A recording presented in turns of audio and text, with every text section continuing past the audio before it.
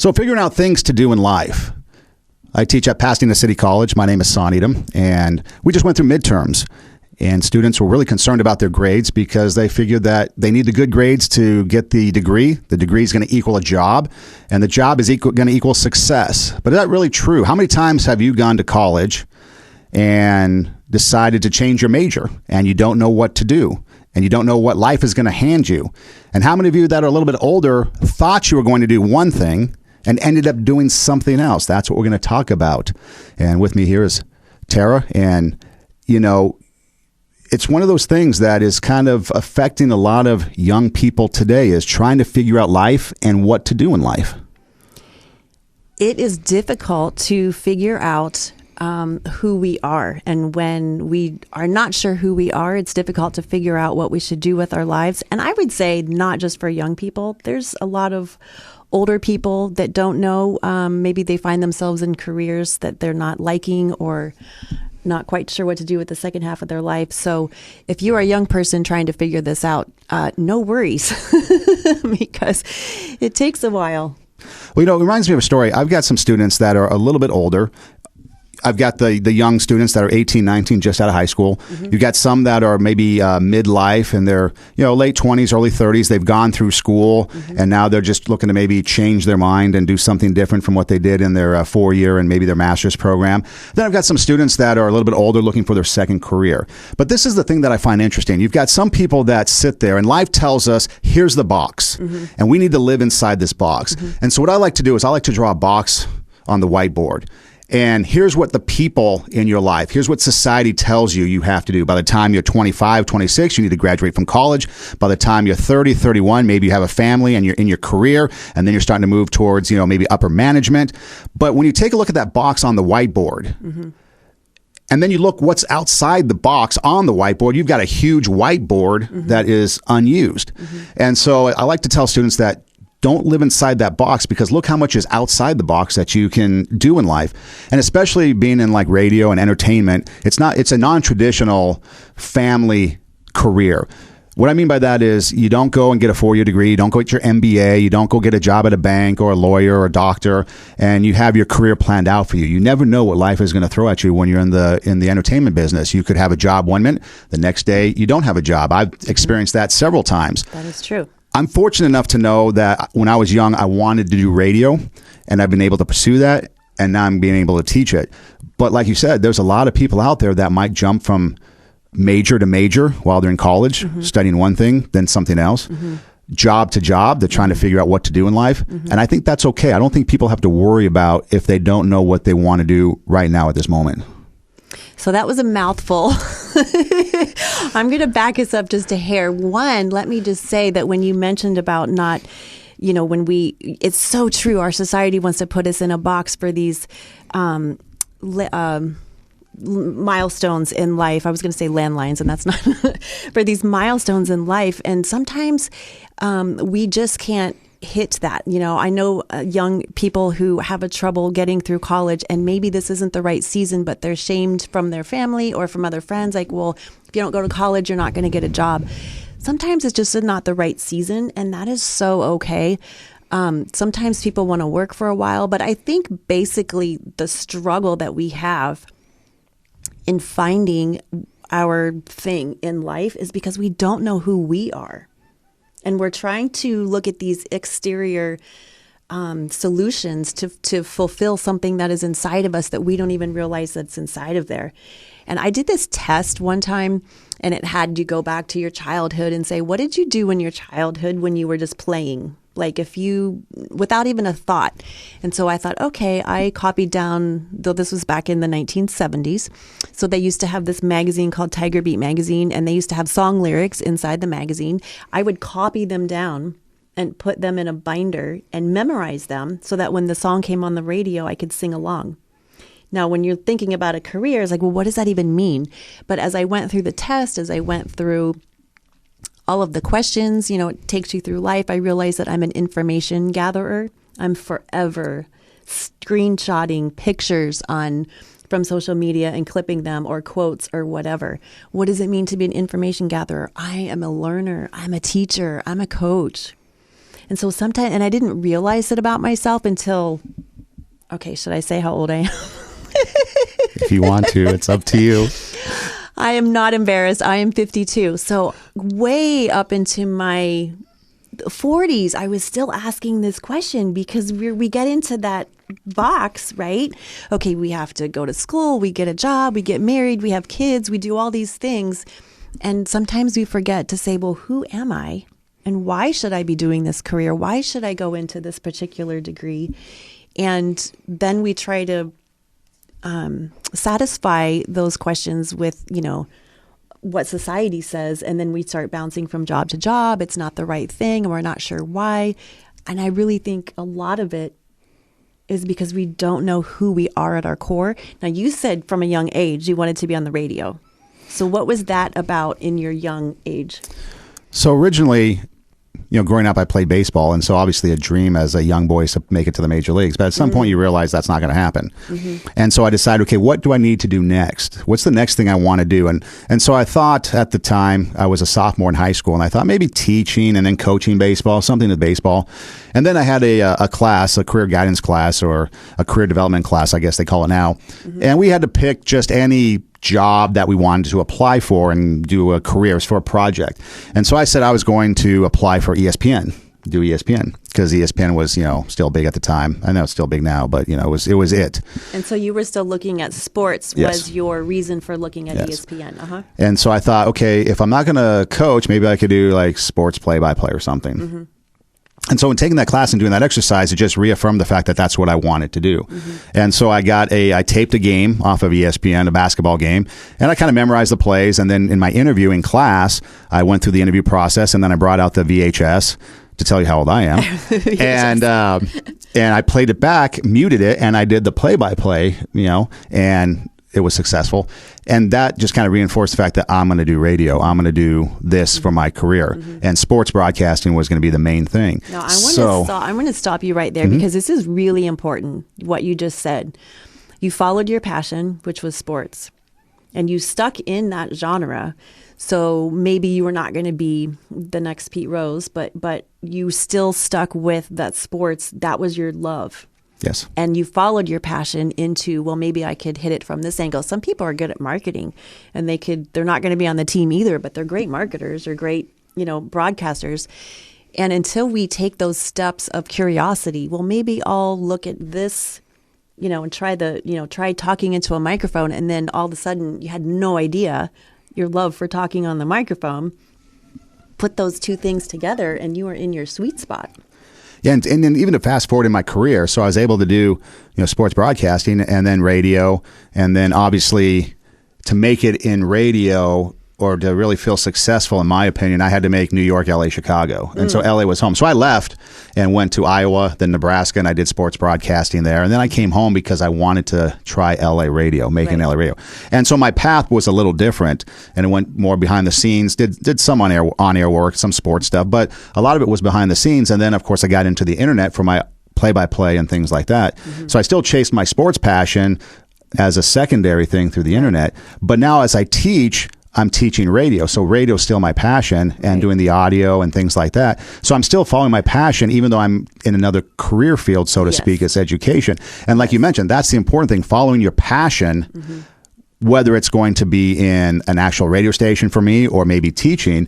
I'm still following my passion, which is radio. And so I'm fortunate that I'm able to do that and be in a career that I'm still able to chase my passion. And I think that's the one thing that people kind of get lost in. I remember talking to a student, and this student wants to be in entertainment and wants to, go to the top like everyone should dream. We have something in our studios here on the wall from Disney, about the courage of chasing your dreams. And so this student's chasing the dream of what the student wants to do. But there's a lot of naysayers along the way. Hey, you should do this. Oh, it's not working out. Hey, you need to get a job because you're not doing anything right now. And that's the issue that I think a lot of people kind of struggle with. They get this negative input from people on the outside, people that aren't understanding something like entertainment or media. And, you've done television. You know how hard the sets can be, and, the long hours and the low pay at times. And, if you're going to get called back and maybe the thing doesn't get picked up, you go on a pilot and it doesn't get picked up. So it's a tough business. And most people don't understand it. Most people don't understand the hard work, the drive, and that the success is going to be limited, but it's still possibly there. Yes.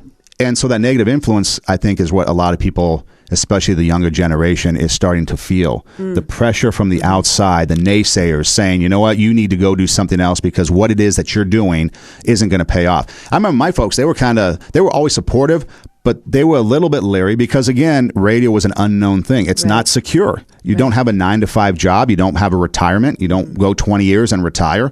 You bounce around from state to state, station to station. You get laid off. You get unemployment. You got to do all different kinds of things. Right. And so the naysayers are concerned with our well-being, and mostly it's our financial well-being.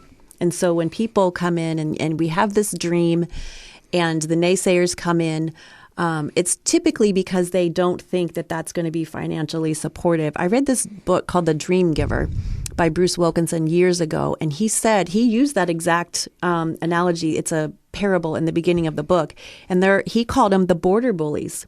That when you have a dream, it's really, there's all these different processes of what you go through when you have a dream and trying to achieve your dream. And one of the processes is that you have to leave your comfort zone and then head out to the unknown. And there's going to be the border bullies at the land of the unknown trying to bring you back. And there's so many reasons. Maybe they were afraid to do something, and that fear in them is causing them to come out and want to pull you back, that fear of safety, that fear of, financial security. And I'm so glad you brought that up because there are ways around that. When we have a dream and we have a passion, it's not just the dream itself or not just the passion that we have that helps us to achieve that dream. It's the other parts that come into play along with it. So it's the skill sets that we have. It's our discipline. It's our character. Because like you were mentioning, being on TV, that's a huge task to accomplish if a person is an actor and wants, has that dream of being a big time actor. Any job, any dream that we have is a big deal. But when you're honest about your skill sets and then you have the discipline with that and in the character to bring it forward, there are so many things that we can do, tangible things, because a dream is kind of abstract. But when we make it concrete, when we make a plan, when we have self-awareness, we know who we are, we know what skills we have that we can accomplish that. We get with a coach or a mentor, and we can lay it out in little tiny bites. That's when your dream becomes a reality. When you have these little tiny bites and you say, I'm going to do this now. I'm not going to worry so much about the big picture. Like I have dreams and I'm thinking like, okay, how in the world am I ever going to accomplish that? Sitting here is one little piece. It's one tangible way to say, okay, I'm going to move towards that. And if we can have someone work with us to break it down into bite-sized pieces, dreams are so achievable. We think that they're just so, out of reach. And because we listen to the border bullies and then not to people who, you know what, I believe in you. Let's look at this. Who are you and what do you bring to the table, and let's make this happen. It's the other thing, too, that I always try to tell students especially is that we're the ones, like me, you, whoever you are, you're the one that has to live your life. Mm-hmm. And so you have to live your life the way you want to, mm-hmm. or chasing your dream or your passion or whatever it is. If you end up in something that someone else wants you to do, you're not going to be happy. And I've seen a lot of people do that. Mm-hmm. They've given up on, their passion. They've given up on their dreams. They've given up on what they wanted to do. And they take the safe road, which is, fine, but they're not as happy as they could have been. Right. Right. And I always think of like that Robert Frost poem, which I think there's a country singer that also sings a song that's kind of similar, The Road Less Traveled. Mm-hmm. And to me, not that I ever really paid attention in English class in high school because it was so boring, although I did end up getting a master's in English anyway, so the irony of life. But that's very true. You sit there and you take the road, in our case, what we're talking about, which is less traveled. Everybody wants you to go left. You decide to go right. Yeah. And for me, I went right, and then I ended up sometimes in a dead end. I ended up sometimes in a cul-de-sac. We just spinning around. Yes. And then sometimes I got on the expressway and I was just flying through my career. Yeah. So the road less traveled still is going to have bumps and hurdles and things like that. But at the end of the day, as I look back from when I started to where I am now, there's nothing else I would have rather have done with all those bumps and obstacles and the successes and everything like that. I wouldn't have traded that in for anything else. And even though I might have had a successful career, maybe teaching or maybe doing baseball coaching or something like that, I don't think I would have been as happy as I have been going through life the way I did. And that's the important thing for me to share, is that you got to chase that dream, chase that passion, go with what you want to go for, and not let anybody else dictate to you what you want to do, because you got to live your life. And we also have to have, I totally agree with that. And those bumps and obstacles that you were talking about, we also call those failures. And there's this concept of failing forward. And there's this concept that the only way we learn is to fall down, because then we learn how to get up, and then we're stronger when we get up and we move forward. So many of us, I'm a writer. I've published a couple of books, and I self-published because we couldn't find a publisher, and we really wanted to get those out. And so we did it anyway.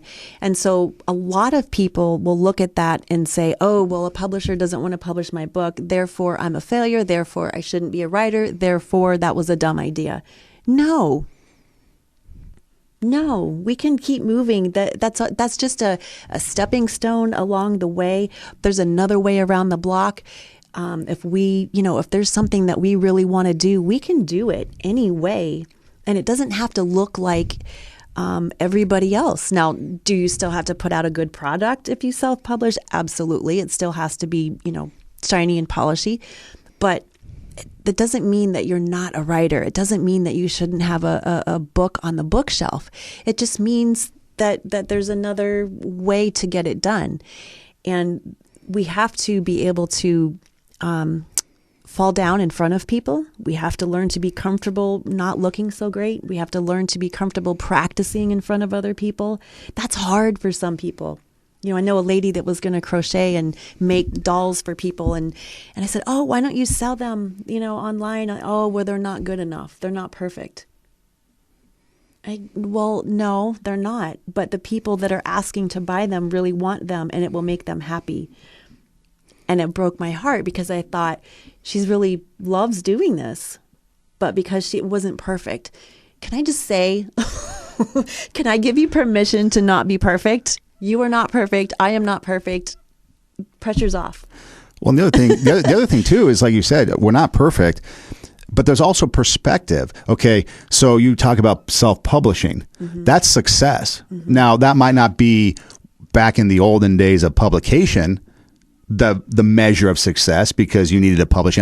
But what in the music world do we have today? You've got people on TV with American Idol. Yes. You've got America's Next Talent, Top Chef, next whatever. And these people are just people coming off the streets, apparently, and doing their talent and becoming successful and winning these competitions. Back in the day, you had to have a record producer, listen to your tape, and then accept it. And so the way that we're starting to get success and the way we're starting to define success, I think, is starting to change, because self-publishing a book is just as successful as having somebody else. You might not be reaping the full benefits of a publisher, doing your book as opposed to self-publishing, but that's still getting a book published and success. And so I think that the other thing too we have to do is change the way that we view or define some of the things that we're talking about, like success. Because and how do we define success? I mean, exactly. But that's hard. It's super hard for people. Like, because we could say, oh, my book was self-published, and be embarrassed about it. Or no, I published a book. I wrote a whole thing, and it's out there. So we have to decide the definition of success that we're going to follow. Are we going to follow society's definition, back to the box? Right. Or are we going to follow, I am being who I am called to be, and I am following the passions and the skill sets that are inside of me? What are those things that you do when you get up in the morning that you just can't not do? Success is following that and being the best who we can be. And I think you mentioned too, you were talking about bite-sized success, bite-sized small portions. Yes. Students come through here and they do a radio show. That's success. Yes. You might not be Ryan Seacrest or, the next big thing, but you are successful because you have taken on the challenge of doing a radio show, broadcasting it out for the world to listen to. That's success. You take that success, build upon it, and then maybe you go to the next thing and you get out there and try to find that job on the radio or in TV or whatever it is that you're doing. You're in class and you become a teacher. And so first, your success is you've gotten your education. That's success. Yes. Then you got your student teaching. That's success. Now you've gotten your first job. You might not be teacher of the year, but these little bite-sized success along the way is going to eventually equal a successful career. And even though you might not become the broadcaster of the year, or you might not become the teacher of the year or the author of the year, that doesn't mean you're not successful. That just means that you didn't get the award. And that means that maybe you just didn't get your book in the right hands, or who knows, whatever reason. But that doesn't mean you're not successful, because you've been able to have these little chunks of success along the way. And at the end of the day, the only thing that matters is that you're happy with what you're doing, that you're successful, or you feel successful in what you're doing, and you're not defining your success by what somebody else dictates to you. And I think that's that inner confidence, is coming back to knowing who we are, knowing the path that we are on, not somebody else's path that someone else is asking us to follow, but the path that we truly are on. And what are our core values? What is our mission statement for our personal life? And are we following that? And it's so much easier to be comfortable in your own skin when you know you have that self-awareness, you know who you are, you know what you're about. And you listen, it takes a long time to figure that out, but there's so many tools to help us do that. And that's where that confidence comes in. That's we can say, yes, I am successful in this. And your definition of success might be different. I may not look successful in your eyes, but that doesn't mean that I'm not successful. Or if you say that I am successful, that doesn't mean that I am either. We have to have that inner confidence of knowing who we are and the path that we are on. So how do we have that inner confidence in the path that we are on? I feel like we should answer that question, or at least ask it. Yeah, that's a good question, because how do you have that? I think that's something that you have to kind of work towards in yourself. Yeah. The other thing too, just real quick, you mentioned the border bullies. Who's the one telling you you're not successful? Is it those border bullies telling you you're not successful? Is it the jealousy that's telling you you're not successful because they didn't achieve theirs, or they didn't have the courage to chase their dream? So the other thing too is, first you want to be careful who is telling you this and make sure it's credible. Or it could be that if you are suddenly successful, then they're feeling like they're less than, or they're not going to be able to keep up, or you're going to be a different person. Where do they fit into your life? And I think when getting back to your question with the confidence, it's starting out with, like for me, when I first hit the microphone, I went to Iowa and I went to my first on-air job, and I flipped the mic for the first time. And I wasn't scared. I was confident that I was going to do the job because I got prepared. For example, here's what I mean by that. So I knew I wanted to do radio. And so what I did back in the day was I'd go to Radio Shack and get their equipment, and I'd set up a little studio in my bedroom, and I'd do my shows. We should define back in the day, because you're talking about Radio Shack. We'll just go to Radio Shack and leave it at that. God, they're extinct. Radio Shack, which did outlast Circuit City.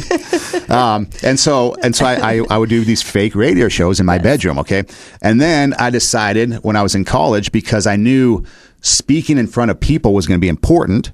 I had no interest really in doing it, but I went and became a DJ, like a wedding DJ, so that I could get in front of people, strangers I didn't know, and have to do a very important job of announcing bridal parties, announcing, all the different events at a wedding and things like that. And it all mattered because one mistake and you got Bridezilla on your hands.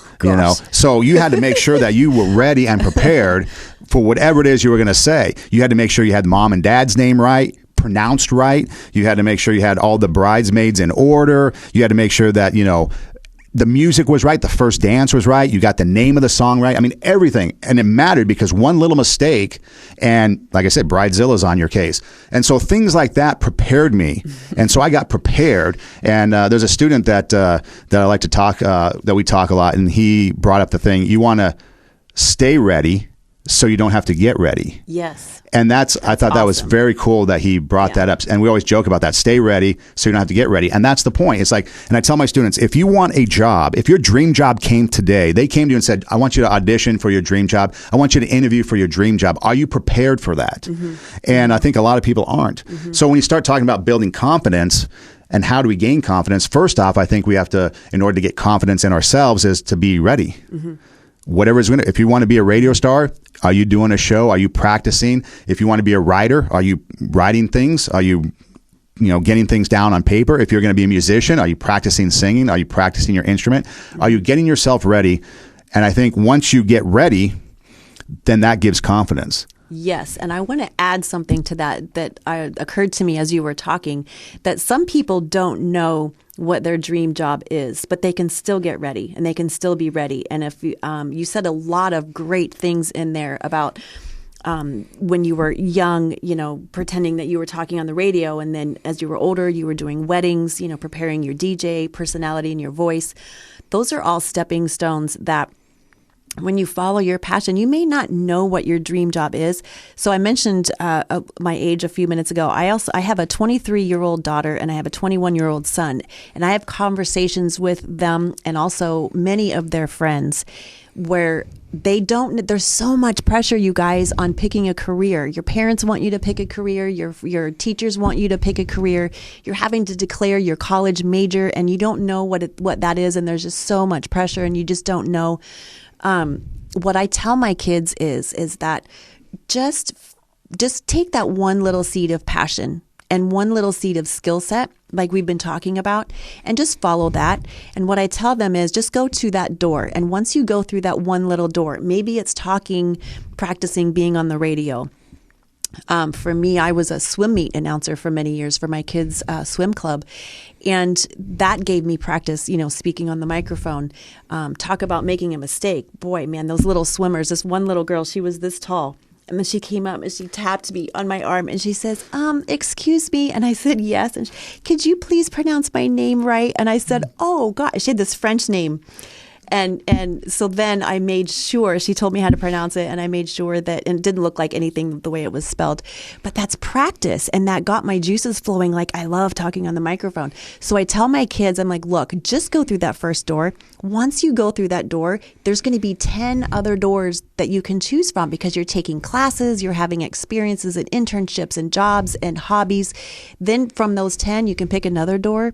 Pick another few classes that are interesting to you that may not be part of your curriculum, but maybe it's an elective that you're interested in. Just go take that and see. Once you go through that next door, there's going to be 10 more, and then there's going to be 10 more. And then eventually you're like, oh my gosh, look, I had no idea, but my life was pointing me towards this one direction this whole time, and I didn't even know. And look, I'm prepared because I've been taking these little steps of like following my passion and doing what my skill sets are. And wow. So sometimes we don't have to have it figured out in the beginning. That is totally okay if you were like, I don't have any clue. I didn't have a clue for years, but it's okay. And like you said, sometimes you can't have life all figured out because life is going to throw wrenches at you and curveballs. Yes. Like for me, getting into teaching, I was working at Clear Channel, which is iHeartMedia now, sports station here in Los Angeles, and we got laid off. A bunch of us got laid off. It was the big bloodbath of 2009. And so I got a little bit of a severance, so I didn't have to really rush to find a job. So they were very gracious in that area. And someone suggested to me, why don't you go get a master's, an advanced degree? So I thought, okay. And so I started thinking about what should I get my master's in? And initially the thought was maybe something in broadcasting or something like that. But then I thought, well, maybe if things that are being talked about in the entertainment world, downsizing, that's why we have a lot of reality TV shows because they're cheaper to make, and some of those dramas are now, went away. And so I thought, well, maybe I'll get something as a backup just in case. So I got a master's in athletic administration was my first one. So I thought about going back to the coaching first thing. One. Wow. Yeah, I have three. Three I have masters. 3 masters. Yeah. Okay, I only have 1 master's. I've got the athletic administration was the first one, and then English, and then education. Wow. So yeah, I was a little bit of an overachiever. Wow. Okay. But so I got my master's in athletic administration thinking that maybe, if the entertainment thing is dying, which I didn't think it would be, but I thought maybe I'll just be ready for a second career. And so I went back and I got that. Now that opened the door because of it's just a master's degree. It opened the door to me being able to teach. So again, not knowing that what life was going to have, my intention was from 16, I'm going to do radio for the rest of my life. Then it was like life throws you a curveball and says, wait a minute, you're out of a job. Although I was able to pick up a little part-time work at another radio station, but I'm out of a job. I need to think about what's next. So I got my degree, and then that led to an opening to teach part-time here at PCC, Pasadena City College, and now that's led to full-time. So again, I never really anticipated, or I never really had in my mind that I would be teaching full-time radio broadcasting at a college, but that's what life gave me. Yeah. And so people look at that and they'd be like, well, that's pretty cool, but what about your radio dream? What about your radio success? Did you ever really achieve that, be play-by-play for the Minnesota Twins? No, I didn't, and I probably won't. You never know. I don't give up on that. I stay ready. Right. I do games, high school games and things like that, so that if the time came and the invitation came, I'm ready. But I'm no longer defining my success by I didn't attain that job. Look at the rest of the body of work that I've done over the years. Yeah. And to me, that's success. And so really, I guess it comes down to building, you talked about the confidence thing. It's building confidence in yourself. And the only real opinions that I care about are mine, about myself. Am I successful? Yeah, I view myself as a success. Am I confident? I view myself as confident in what I can do in my abilities because I practiced it, I've worked at it, and I've experienced those bite-sized successes that you mentioned earlier. And to me, that's all that matters. At the end of the day, I feel good about my body of work that I've done, and I don't really care what anybody else thinks, except maybe my boss to keep me employed. Now, I'm going to give you the opposite story because there are those of us who were not so successful so early. And so I'm going to be the voice of the other. Right, the other side. I'm going to be the voice of the other side. So when I was in the 6th grade, which is 12 years old, I think, right? About 11, 12 in the 6th grade. I had a tape recorder, a cassette player, and I would talk into the tape recorder and pretend that I was on the radio. So I had this seed inside of me at a young age to perform. Now, it wasn't coherent. I had no dreams. I just thought that, I really just wanted to talk into the radio. I read books on tape. I recorded, not for anybody else, but for me. Learned all the lyrics to the songs, like I said. But then, like you said, life throws us curves. And sometimes those life curves comes in our family that we have no control over, right? So there were some things in my family that started going on that caused me a deep, deep-seated insecurity and just a lot of not feeling good about myself. And when you're in that position, there are no dreams. And there's nothing, you're just in a survival mode every day. No, I don't want to make it sound like I had this terrible life. I wasn't abused or anything like that, but my parents did eventually get divorced. There were affairs going on between them. I was aware of a lot of that. And so it caused a lot of insecurity inside of me. And so I was constantly fighting against this. We had a lot of pretense in my family. I was loved. We had dinner on the table every night, but there was a lot of hidden things that were going on that caused a lot of insecurity. So a lot of pretense. So I grew up pleasing other people, and I grew up trying to look good, I had, my lipstick on, and I was, wearing the right clothes because I didn't have a lot going on the inside. And people would say to me, "Oh, what do you want to be when you grow up?" And I was just, I don't know. And so it took me a while to get going in life. Now later, I grew up in Ohio, and then I in my 20s, I moved out here to California. Then I eventually met my husband and we got married. And still, I didn't really know, I didn't have this dream. But I kept saying to my husband, and this was in my late 20s probably, I just feel like someday when I grow up, I feel like I'm going to give seminars or workshops, or I'm going to be a writer, I'm going to be a speaker. And he would say, "Well, what do you want to say?" I have no clue. I have no clue what I want to say because I didn't have a voice, you guys. I grew up just be quiet and just sit there and go along with the flow and don't talk back. and I didn't have a voice. I didn't know how to stand up for myself. I didn't know what I wanted. I didn't know who I was. So the stuff that we're talking about can get severely sidetracked if you are in a situation in your life where there's a lot of storms coming and you're just surviving. And the stuff that we're talking about, you're probably thinking, yeah, what a luxury. My goal for the day is to just get through this relationship without a scratch, or just get home and get a meal. So I still want to encourage you, if that's you, I now I have my master's degree, so I did come around, and I've done a lot of things. I'm an author, and I've been to Africa, and I've my daughter's the one that travels around the world, so all I have is Uganda. But I've done a lot of great things. I've run a marathon, and I published videos and all this kind of stuff. But you guys, it took a long time for me to come around to the fact of like, I'm okay. And these seeds that we're talking about, there were seeds along the way that got me to where I am now. I didn't have it all put together, but I fought for it.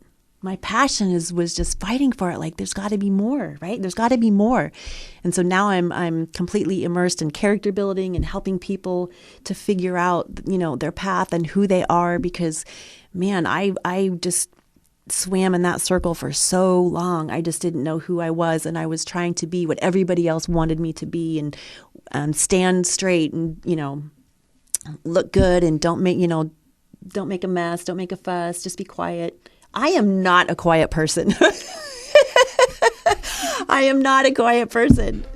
I'm not. So it squished me and now I'm like, I'll just tell you, nope, you will not treat me that way. But that's growth and success that you're talking about, It is. because even though it might not be some major thing that gets headlines for you personally, that's huge success, and that's huge growth. And that's the important thing, is that, it's what you think it is and what you define it is. And, we have students that barely hang on taking classes because they've got to work. They've got to maybe take care of a younger sibling, or maybe take care of a child of their own.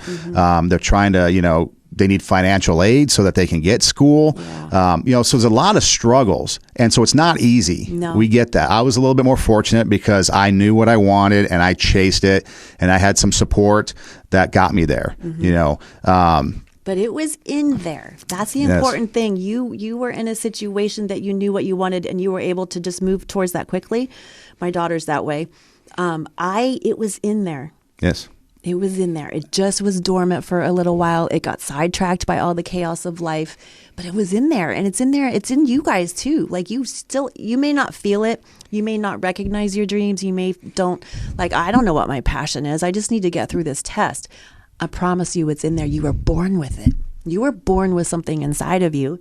And when we can kind of quiet down our lives, then it kind of peeks its head again. There's probably something nagging at you, maybe you're pushing it aside because it seems silly, or, how am I going to make money doing that? You might not at first, but eventually, if you nurture that seed and you follow that path, you might find that you can. But that's what keeps us going. That's that yearning. There's just something inside of us that we want to reach toward and strive towards and do better. And I know a couple of ladies that told me a story on two different occasions, but it's a similar story. And I find it fascinating because the end of the story, well, I guess the journey is still going on, but the end result is never give up. So when they were in high school going to college, and again, these stories were mirrored, and they're two people that don't even know each other. And they were telling me the story. So they're going out of high school, they're getting ready to go to college. And so they're picking their schools, Santa Barbara, San Diego, whatever. And the family's a little bit supportive, but the dad, the father, is thinking that they should get a job and help out. So he half-heartedly goes along with the, hold on. that's a great song. He, maybe it's the people calling, listening. No, but so the father's half-heartedly going along with the whole going to college thing. And So the application process, the fees and things like that are being paid. But then when it really came time for these ladies to pick their school and to move on with their life, the father basically sabotaged them. So one of them was supposed to get up early and go to San Diego State or UC San Diego for an interview. And they were going to leave like at 4 a.m. to drive down to San Diego for an 8 a.m. interview. And the father just would not get up. The daughter's knocking on the door. She's 18, crying, got to go.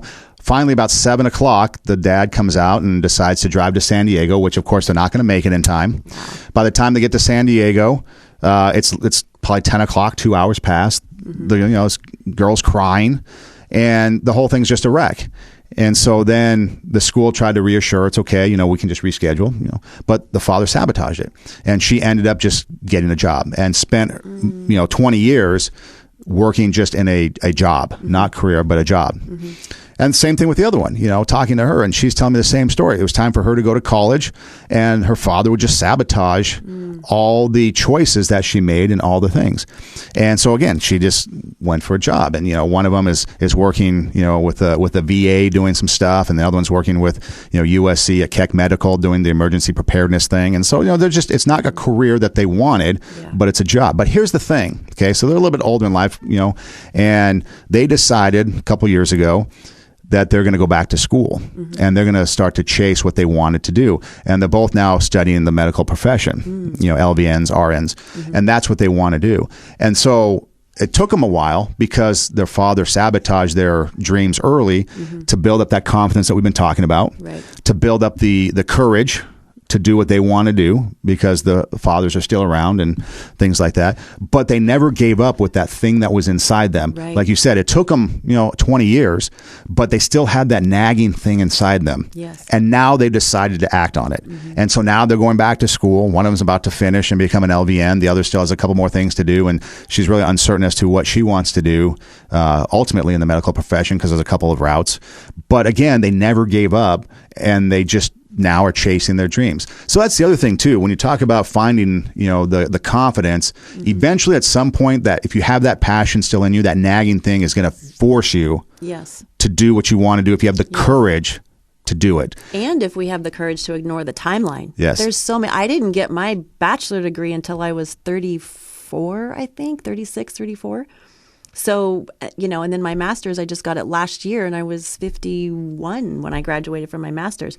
There's no timeline. So if you have the courage to ignore that timeline, the courage to not let that die inside of you, sometimes we get sidetracked by people, but it's in there. It is in there. And if we fight for it and say, no, it is not too late. I don't know how long I'm going to be on this planet, but I'm going to make the most of it. And I'm going to do my dream and fulfill my passion. I'm going to go for it. Who cares if people, I had people telling me, oh my gosh, you're so old. Really? Do you feel embarrassed sitting in a class with that at 32 with a bunch of 18-year-olds? And I said, no, I'm not embarrassed at all. I don't really care what they think of me because I am like, I literally walked onto the campus of CSUN and I'm like, oh, I am at a university because I didn't think that I could do it. I was like, I went to junior college out of, I got an associate degree right out of high school, but I didn't think I was university material. I had horrible grades and I thought there's no way I'm going to get in. But I went to College of the Canyons and I transferred to CSUN and I was like literally almost in tears, like I am at a university. No way. No way.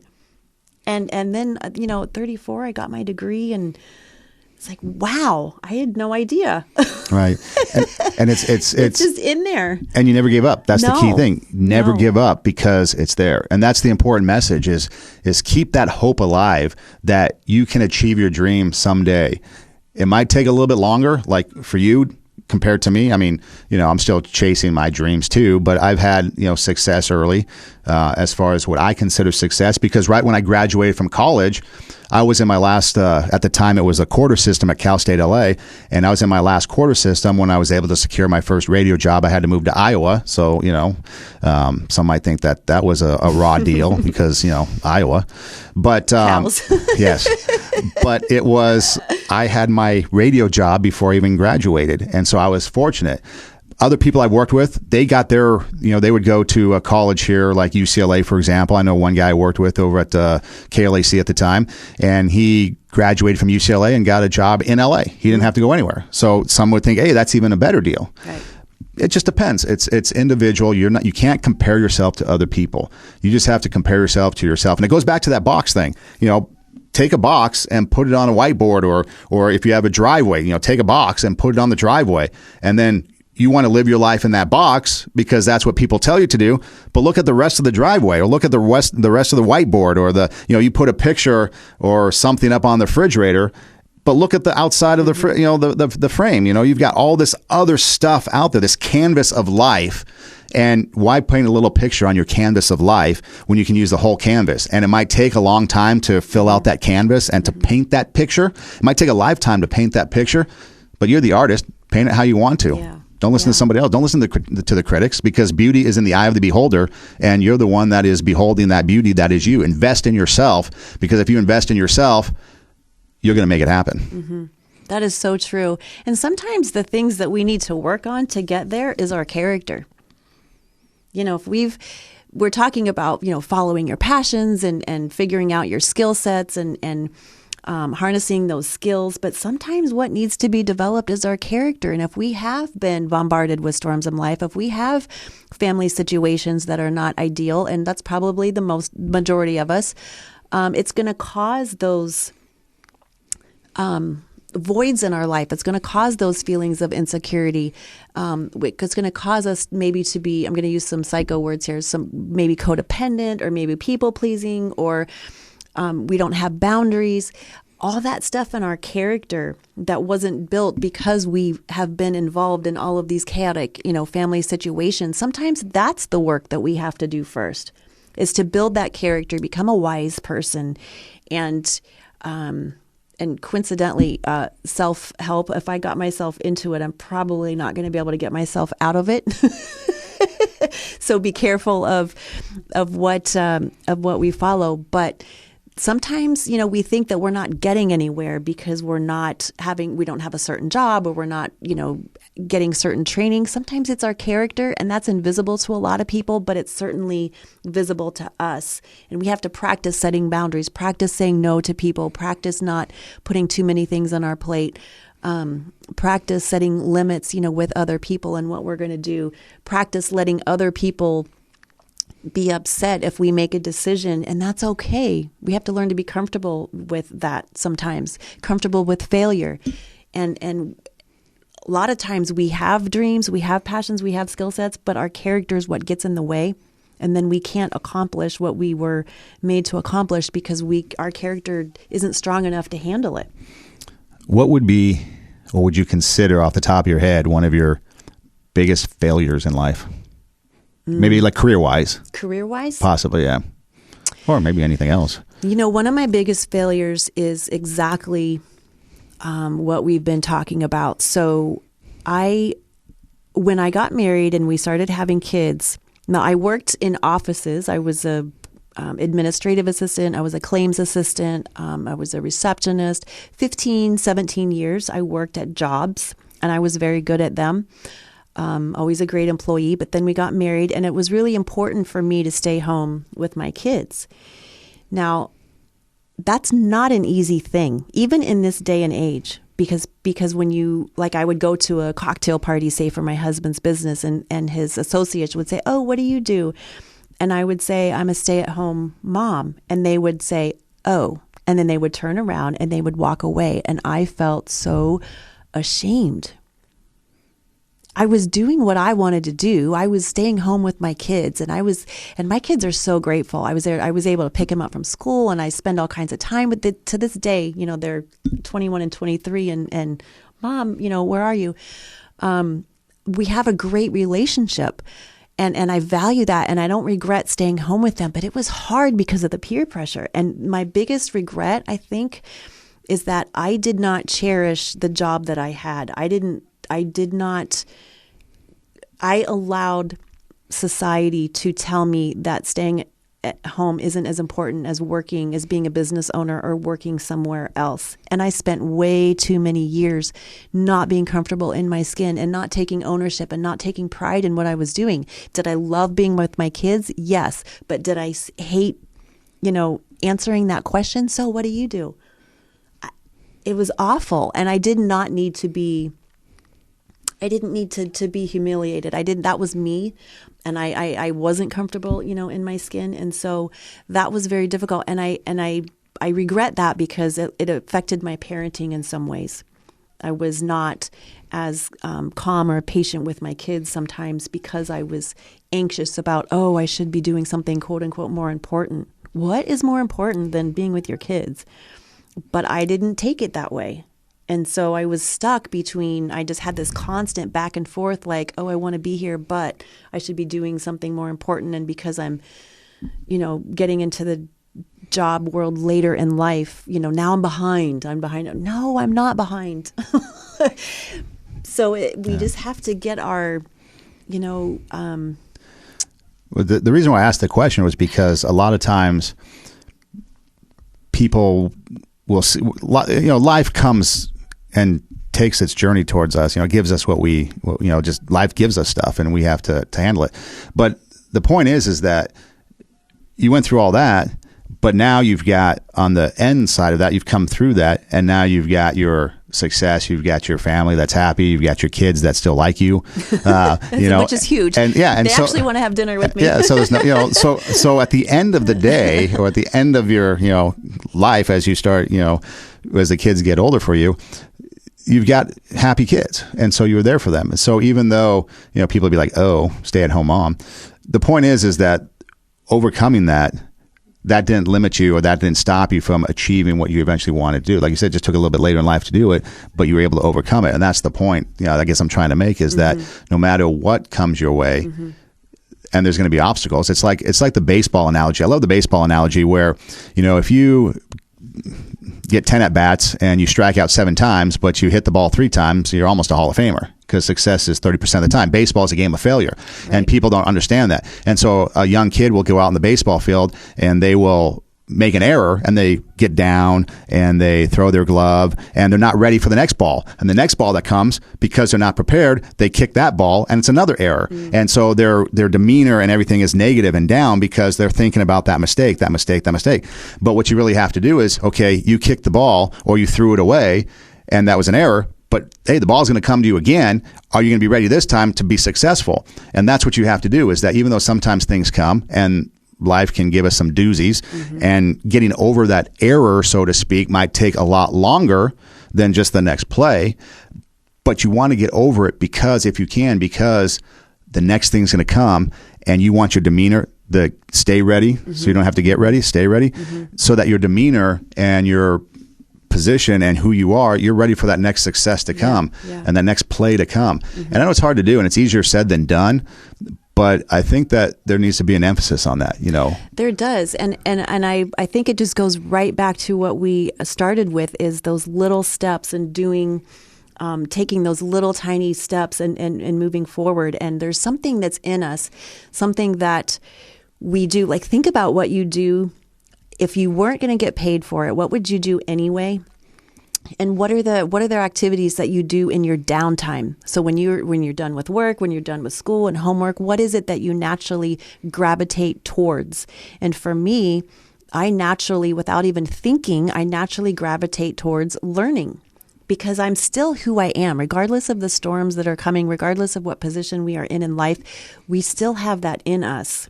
That DNA is still in there. And so I gravitate towards learning. And so I started reading. So my kids were 5 and 7 or something when I got my bachelor degree. And then after that, I just kept learning, on my downtime and my free time. I was reading everything I could get my hands on character building and development. And that led me to getting my master's in organizational leadership at the Townsend Institute. And so those things that I naturally gravitated towards, I listen to radio programs, I listen to podcasts, I read books, I listen to sermons. That's just what I do to breathe. And that passion for learning led me to get my master's degree, which led me to start creating videos, which led to a phone call from Son Edom that said, hey, been watching your videos. Why don't you come and talk to me on the radio? That's how it works. I never in a million years would have said, oh, someday I'm going to be, no. Yeah. But because there's certain things about us that we just can't not do. People ask me, well, why do you want to write? I can't not write. I can't not record videos. I can't not like teach or learn or talk. It's just in me. Like I just do it like breathing. And that's what has led me on this path of, success, because we are so successful sitting here right now. well, that's another interesting thing that you talk about is the stay ready, but you're creating opportunity too. Yes. Because if you didn't follow that passion of doing the videos, I wouldn't have seen the videos, and then I wouldn't have reached out because you wouldn't have done it. Right. And so it's also you chasing your passion. So when you're chasing your passion or you're doing what you want to do, don't give up on it, because you never know when those things that you do are going to open up doors for or avenues of employment or projects or whatever else. A couple quick things. One, you talk about doing something if you want to get paid. My first job in Iowa, I got $900 a month, and my car payment and my house payment was about 500 of that. So I had to live off of $400 a month. And so I had to hustle. $100 a week. And so, that's tell you how much a day. Well, the other thing, real quick story was we would give away these, we had these certificates to McDonald's, and we would do trivia questions and stuff like that. And then we would give them a certificate for a Big Mac or something, whatever it was, a sandwich of your choice. And so every, Friday night, there'd be the leftover stack, and I was the night show, so I was the last show. And so I just always take the stacks, and McDonald's was my meal for the weekend, because they would expire at the end of the week because they were just weekly. So the boss was like, oh, just take them if you want them. So that's how I survived too, was coming up of creative ways to get food, and McDonald's became my best friend. Now I don't even touch it because I have McDonald's PTSD. But that was the thing, following your passion. But then because I took that job in Iowa, I left. I was just out of college. I grew up in LA. I left family. I left everybody. I went to audition for the show or for the job, and I got the job.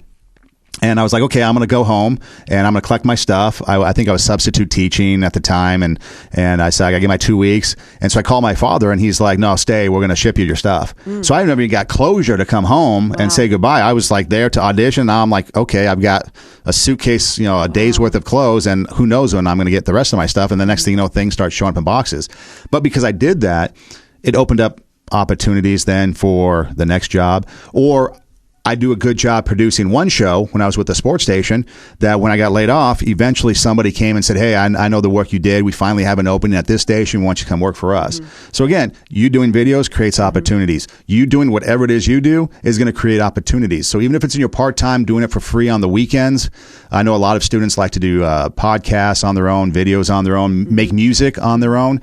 Whatever it is, if you're even doing it on your own for free on the weekends, it's going to open up avenues, because somebody is going to eventually see that. And that is, I'm glad you came back around to that, because those videos that you're mentioning that I'm doing, I get 3 likes. That's it. The thing, right? Three likes, maybe on a good day, I might get 3 likes. And I've been doing them since January, 1 a week since January. I put them on my Instagram and my Facebook and YouTube and LinkedIn, and maybe 3 people might say something. So we have to, when we do something, we have to be willing, we have to have the strength to be able to tolerate not getting those accolades. And I don't do it I'm not getting paid for it. Right. And people were like, what are you doing? And I was saying, well, I published this journal and I'm supporting the journal, but I'm not getting anything in return for these videos, zero. And I had to overcome a lot of questions, a lot of I don't understand what you're doing. Right. What is this? And they're not edited. They're not professional. I just do one take and I'm done. So, but I'm learning. I'm taking that step and I'm saying, okay, I don't have a place to do this right now, but I really want to teach. I really want to do this. So I'm going to do it. I'm just going to do it, and I'm going to put it out there. And if people like it, they like it. They don't, they don't. But I'm going to be brave. I'm going to be brave enough to enter the arena, as Brene Brown says. And I'm going to be a part of the solution instead of part of the problem. and I'm just going to go for it. And here we are in October. I still have 3 likes, but Son called me and said, hey, I saw them and I like them and I want you to come on the radio. So, I still may only have 3 people. That's okay, because I'm doing what I like without getting paid for it. It's paying huge dividends in my character, in my discipline, in my skill training, in my character development, in my narrative voice. All those things are just really coming together. And that's the payoff. Yeah. See, most of the stuff that I do outside of teaching, because teaching is what I get paid to do, I just do it for myself. Mm-hmm. I have a music show that I do called The Beat Goes On. I've been doing that for about 4 years. It started out as just somebody down in Orange County at a station that I know said, hey, come down on your winter break, and why don't you just, do some stuff on the radio with us, because the students are gone and, we just have some opening. Come hang out with me, basically. It was a guy I knew. He said, come hang out with me and be on the radio. And so I'm like, fine. And then he said, hey, we need some weekend programming, so why don't you put together a show? So I came up with The Beat Goes On. It's a music show. And so I've been sending it to them now for about 4 years. Again, I don't get paid or anything, but I do it for myself. Yes. That's the whole reason. I do it for myself. I don't care if anybody listens. Now, if people listen, awesome, but I do it for myself because that's what I enjoy. And my mom likes it. And so she'll listen all the time. And I know there's others that do that. Yeah, there's others that listen too, but mom's number one fan. But that's the thing. I do it for myself. So maybe nobody listens. Maybe my mom listens. Maybe others listen. But me putting the shows together, me editing the shows together, I just did it for myself. And now I'm kind of been fortunate because it's on in a station in Virginia now. And, who knows where it goes. But again, I'm not looking to make this thing grow. I'm just putting it out there because it's what I like to do. Mm-hmm. It's my hobby. It's my dream. It's my passion. And I'm not getting paid for that, but I enjoy doing it. Just like you're doing your videos. It's what you like to do. It's your passion. And you're going to do it regardless. So it goes back to your question. Would you do something, or what would you do if you weren't getting paid for it? Mm-hmm. And if you can answer that question, what would you do if you weren't getting paid for it? Then that's your passion. Mm-hmm. It could be art, it could be books, it could be writing, it could be a few things, but that's what you got to do. I know there's a movie, it was something like, I think it was New Year's Eve, out a few years ago, and there's a line in it where the guy's talking about his dad, and his dad says something to the effect where, if you could go out and do something today and get it done, would you? Mm-hmm. And of course the answer is yes. Mm-hmm. And that's the thing. It's like, if you could get something done today, if you knew you could get something done today, if you knew that you could do this today, would you go do it? And that's what you just got to do. Sometimes you just have to get up off the couch. And now there's another phrase that goes along with that that's like nails on the chalkboard for me. What would you do if you knew you couldn't fail? Okay, maybe that's the statement. What could you do if you couldn't fail? That's it. My answer is nothing. Yeah. Because you're going to fail. Nothing, because we have to fail in order to succeed. Yeah, maybe that's what it is. It's what could you do if you're not going to fail? If you knew you're not going to fail. Yeah, that's it. Right. Okay. No, I don't want any part of that. I want the hard way, you guys, because that's what makes me strong. That's what builds my character. That's where the discipline comes from. That's where the knowledge and the wisdom comes from. If you don't fail, how are you learning? Adversity. Yes. Adversity is like the best character builder on the planet. So, so I don't like that phrase at all. Every time I see it, I just want to throw darts at it. Maybe that's what it is. Yeah. So, no, we're going to fail. We have to. We're going to. And parents that don't allow their kids to fail are robbing them. That's probably another topic for another show. The everybody gets a trophy thing. Yes. Oh my gosh. I'm already. My blood pressure is like crazy. But it's so true. We have to fail. Failure is a good thing because that's how we learn. Yes. But it's just, again, going back to some of the things that we were talking about. Rein us in. What is it? Rein us in. Yes. No, it's just, first off, you want to keep hope that no matter what it is that you want to do in life, no matter what your age, no matter what your situation, what your circumstances are, keep that dream alive. Keep that hope alive that you can achieve that at some point in time. For some, like myself, I was fortunate to achieve it pretty quickly right out of college. For others, it might have taken a few years. For you, it might take even a little bit more, depending on where you're at in life. But at the end of the day, if you keep your passion within you, you keep that thing, that drive within you, that's going to keep you going, and you will eventually get there. 2, you call them the border bullies. Don't listen to them. They don't have a clue. They're not living your life. You live your life, chase your dreams. And don't be afraid to take a chance. because a chance might open up doors for other things, like doing videos that 3 people like. Opens up this, me doing the beat goes on, just, kind of out of whatever, because a guy I know at a radio station needed weekend programming has turned into something a little bit more. You never know what's going to happen. So keep that dream alive. Keep doing what you want to do. Have the courage to do it. Mm-hmm. Build that confidence. Be ready or stay ready so you don't have to get ready. And life will take care of itself. Yes. Pretty much in a nutshell. I mean, there's going to be obstacles, and there's going to be obstacles and stuff, and the hurdles. And that's the other thing too. It's overcoming adversity. You learn through adversity more than you do through success, and you have to have the chutzpah, the toughness, to battle those obstacles that come your way. Yes. And we need people. That's the part that stinks, is that we need people to help us, and so we, trying to figure out who are our supporters, who are the border bullies, who are the people that no matter what we do, even if it stinks, oh, good for you. I don't like those people either. Yeah. The cheerleaders, right? The cheerleaders are not helpful. Yeah. So if we get a support staff around us that will give us honest feedback about who we are and what we can do, and they believe in us and they've got our back and they'll tell us the truth, in a nice way and help us. We definitely need people to get through life and accomplish that. Anything else you want to add as we kind of wrap up here on this I'm kind of stuck at McDonald's. Yes. Those French fries are yes. That was the greatest thing, because the other thing, here's the other thing too, talk about making it. So we had a birthday list. Okay, so again, just recapping, when I worked in Iowa, I made $900 a month, and about $400 to $500 went to my car and my housing. So I had $400 to live off of. So I would have these McDonald's gift certificates, or these, things that I would give away as trivia to listeners. And at the end of the week, since I was the last show at night from 6 to midnight, they expired on Sunday. I would just take them home with me, and I'd eat McDonald's all weekend long with free sandwiches. So that's how I survived on $400, part of it. The other one was, we had a birthday list. And if you were on the birthday list, so you could call in, if it was your birthday, say today, you'd call the radio station, we'd put you on the birthday list. And then at a certain time, we'd do the birthday list. And then you get a free movie at the movie theater, and it's for your birthday. So I think that I had like about 8 birthdays that year. So I could see 8 movies. And then I had McDonald's. And so that's how I worked the system back then. Whether that's honest or not, I don't know. But that's how I worked the system, because I was able to see movies and I was able to eat, and I survived off of $900 a month. Well, there you go. But that's what it was. Did it come with medical insurance? Because it's all that cholesterol and. I think I just waived it, because they probably took out more. I'm like, nah, I'm young, I'm healthy, I'm gonna survive. So don't do it. Plus, my metabolism back then was a whole lot quicker, so it didn't bother me none. Yes. But anyway, so chase your passion, keep that drive alive. Don't give up. Don't listen to the naysayers. Have the courage to maybe go alone if you have to. There's times I had to go alone.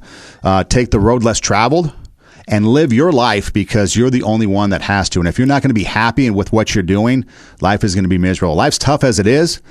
So do something that you want to do that makes you happy, and go chase that. And you'll be surprised at how well life can turn out. And reach out to us. Yeah, we'd love to hear from you, and we're going to talk about this more. What's your Instagram? Give out your info, whatever info you like to give out. My Instagram, that's the best place to find me. So it's 3 names, Tara Hoke Shiro, TaraHokeSchiro,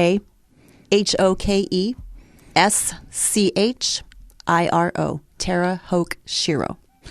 And my Instagram, Edom Rocks, EIDEM Edom Rocks. Reach out to us. Let us know if you have any questions, comments, topics. Yeah. Questions, answers, anything you want. Food. And also, you can also, if you want, you can email me. My name's sonedom@gmail.com. I'm used to giving that out. So either way, let us know what you think. And next time we'll have some more topics for you. And hopefully you guys get something out of this. And again, just be encouraged. The bottom line is be encouraged. Don't give up. Don't be discouraged, because you can do it. Chase that dream and you can do it. Thanks, guys. We loved having you. Take care. We'll see you next time. See ya.